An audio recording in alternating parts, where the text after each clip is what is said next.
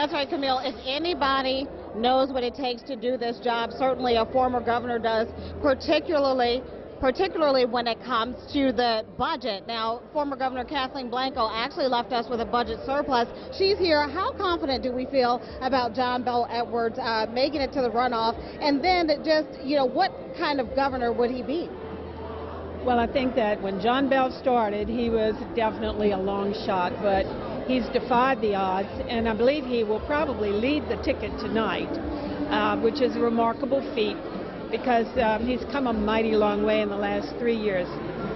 I believe with his legislative experience and the leadership that he demonstrated in the legislative process, that he would be an excellent governor. He understands the problems, he knows what's out there, he knows where the problems occurred, and he knows how to reverse that. People can say what they want, but one thing we know for sure is you left us in the black, $2 billion of a surplus. We know we're in a real budget mess right now, so whoever's the next governor has a lot on his plate when it comes to the state budget.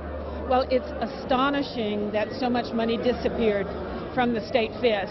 I think it was very irresponsible of the administration not to keep a tight hold on all of the fiscal comings and goings. And it just demonstrates just total incompetence. But I would tell you at the same time that it's fixable. It's not an easy fix. It's going to demand a lot of courage on the part of legislators to come in here and do what is right for the people of Louisiana.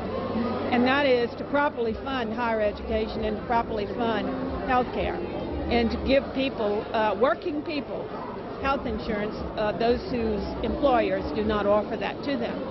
Thank you. Former Governor Kathleen Blanco. She's about to go, but she graciously agreed to talk to us. We appreciate your time tonight, Governor Blanco. So as you can see, John Bel Edwards supporters clearly confident that he's going to make it to the runoff and that he is the person who can handle the state's budget deficit that we are in right now. We're reporting in Baton Rouge with the Edwards camp. I'm Gina Swanson. Back to you. All right, Gina, thanks.